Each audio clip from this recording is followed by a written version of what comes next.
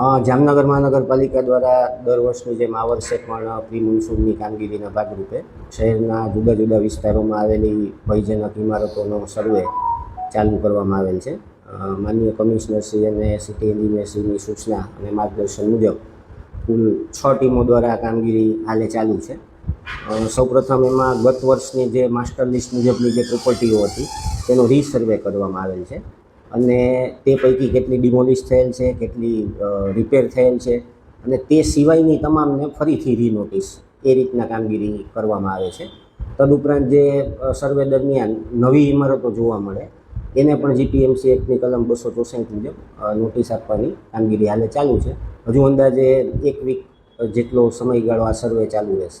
જર્જરિત ઇમારતોને જે પાડવાની વાત હોય એટલે સૌપ્રથમ એ ક્લિયર કરવું જરૂરી છે કે અત્રેથી જે નોટિસ ઇસ્યુ કરવામાં આવે છે તેનો મતલબ સાવ એવો નથી થતો કે પ્રોપર્ટી આખી ડિમોલિશ કરવાની રહે છે.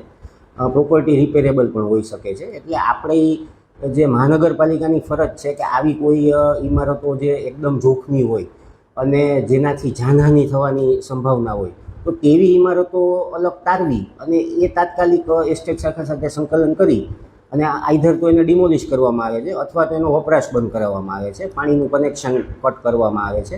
આ પ્રકારની કાર્યવાહીઓ પેરેલલ કરવામાં આવે છે. હાલે આપણે જે સર્વે ચાલુ છે હજી આની માહિતી ચોક્કસ સર્વે પતે પછી એમાં આપણે જે 3 કેટેગરી રાખેલી છે, એ કેટેગરી બી ને સી, એ એટલે અતિ જર્જરિત.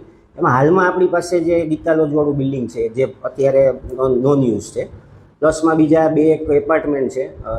વોર્ડ નંબર 5માં એક ઉધવરાય એપાર્ટમેન્ટ છે, વોર્ડ નંબર 3માં મીરા એપાર્ટમેન્ટ છે, વોર્ડ નંબર 4માં વૈભવલક્ષ્મી એપાર્ટમેન્ટ છે.